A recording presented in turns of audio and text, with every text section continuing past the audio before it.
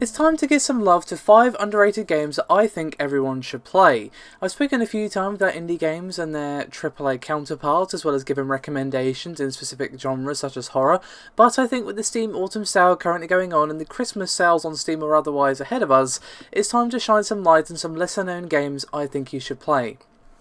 As always with these lists, this is no particular order. First off is a game that I have given some attention to before in an ancient series that never really went anywhere, and it is none other than Okami.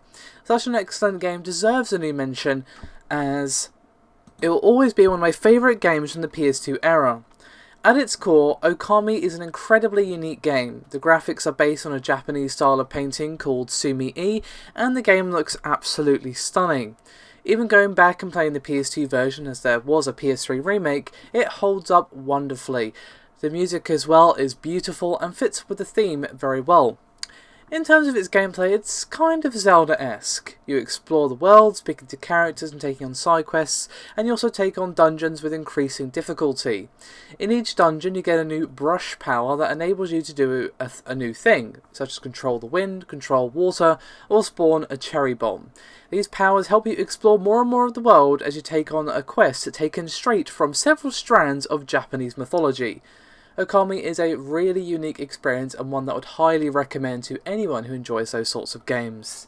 Let's remain in the PS2 era for a moment with our next title, the Wonderful Ico from Team Ico. I have given their other well-known title, Shadow of the Colossus, a bunch of love over the years, but this title is also one that is absolutely worth revisiting. On paper, it doesn't sound so good, as you are tasked with escorting a princess named Yorda throughout a hefty chunk of the game and protecting her from weird shadow enemies. Sounds awful, right? But somehow Ico manages to be not one long dreary escort quest. How does it achieve this? Well, guiding the princess is really more a series of puzzles than an escort quest. You have to guide her throughout the world, solving puzzles and clearing obstacles in your path to ensure both of your safeties. The princess can actually be quite helpful if you're unsure of where to go, and both she and Ico are both equally lost in this world and trying to figure out what's going on. Now, while there is combat, it's not the meat of the game, and the combat also further serves to deepen the mystery of this game. The strange shadow creatures appear from the ground itself, and if they manage to grab a hold of Yorda, they don't kill her outright. Instead, they try to drag her into the pool of shadow from which they appeared. This gives the battle a sense of tension, as Ico himself isn't amazingly equipped to deal with magical shadow creatures. The game is also helped by the princess and Ico themselves, who, despite rarely speaking in words and not being able to understand each other, have a ton of character and an interesting dynamic. It's achieved through some excellent animation on them both and how they interact with each other. Through their body language and interactions, you get a real feel for their characters. The world itself is also pretty brilliant and kind of Dark Souls-esque in the way it shows itself to the player. Very little is told to you explicitly, it's all through background storytelling in the world and the very few spoken sequences. Now that we've done a bunch of kind of old games, let's go to something a bit more recent with Papers, Please. This has definitely gotten some attention since the release and in 2013, but I still feel it's worth a mention. On paper, yes, this game does sound boring as well, as you play an immigration inspector at a border checkpoint for a fictitious country called Arstotzka. We must make sure that everyone getting into Glorious Arstotzka has the right papers. It starts off simple enough with things like making sure their passport isn't expired and things like that. Things get more and more hectic as more rules are dumped on you. The more people you let through correctly or deny, the more money you earn, so you feel like the need to rush, but if you rush you'll make a mistake. The game also makes it quite hard to be a good person. Throughout the chapters you get the status of your wife, son and uncle who depend on you for food, rent, heat and medicine. So say for example that someone at your booth is desperately outrunning someone who wants them dead and they have to get through, but they don't have the right papers, meaning that if you let them through you'll lose money and get a citation. Now you do get 2 free citations, but any mistakes after that will result in docking pay. So you can see the moral quandary that the game presents you with through the game mechanics. It's no heavy-handed moral lesson, it's just here's a choice, make it. Being a good person means you'll probably get punished. Papers, Please is weirdly absorbing and draws you to the deeper story and gives you glimpses of the horrible state of the world through the daily newspapers and the interactions with certain characters. The main feeling this game gives you is, who knew being a border inspector could be so absorbing?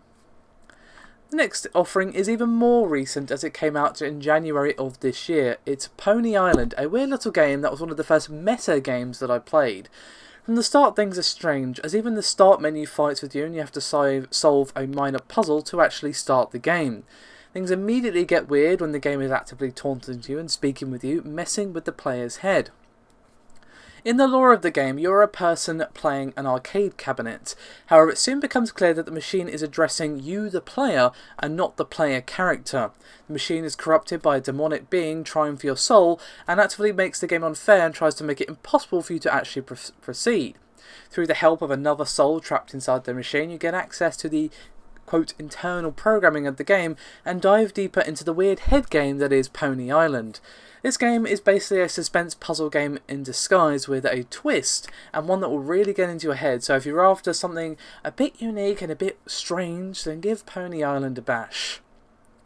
And finally, let's finish things up with a game that I can't seem to give enough praise, Darkest Dungeon by Red Hook. I've mentioned this game several times in podcasts and such, but it deserves it. It's a turn-based RPG, but with a twist. It deals with the stress impact on heroes when they're going into dungeons and fighting eldritch horrors. When you reach a certain amount of stress, you become afflicted or virtuous. But more often than not, you are afflicted with negative aspects such as paranoia, masochism, or being abusive, as the mind of the hero cracks under the stress of fighting eldritch beasts from the pits of hell.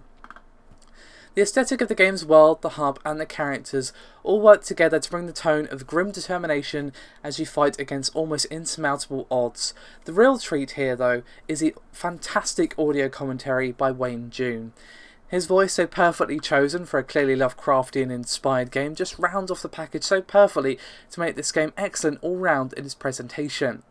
That's not to say that the gameplay is weak though, as it absolutely isn't. While it does rely a little heavily on RNG for my liking, the gameplay is still satisfying and incredibly tense. It's tense because not only do you have to manage stress, if you lose a hero, they die permanently. When you have spent hours and thousands of gold upgrading a hero and their skills, that is a loss that you feel every single time. In terms of mechanics, it's pretty typical turn-based RPG fare up to a point. There are several unique mechanics that add to the tension and atmosphere. When monsters die, they leave corpses behind, and when your heroes have abilities that are usually limited to what positions in the enemy party they can hit, this means that a dangerous damage or stress dealer will be out of your reach until the corpses are cleared. Also, if your heroes reach 200 stress, they'll have a heart attack. Now, this isn't an instant kill, but it will put them on something called Death's Door, which is basically the last stage to save them before they get hit and potentially get dealt a death blow. Overall, Darkest Dungeon is a game that sets out to do one thing: show the true oppressive horror of humans fighting against eldritch beasts and the realities of such dungeoneering, and it does this with aplomb, with fantastic gameplay, a well-presented world, and an intriguing story. There you have it. 5 underrated and underappreciated games that had my personal seal of approval. When the post-Christmas rush drought arrives, go check them out. You won't be disappointed. Thank you very much for watching, guys. I'll see you next time.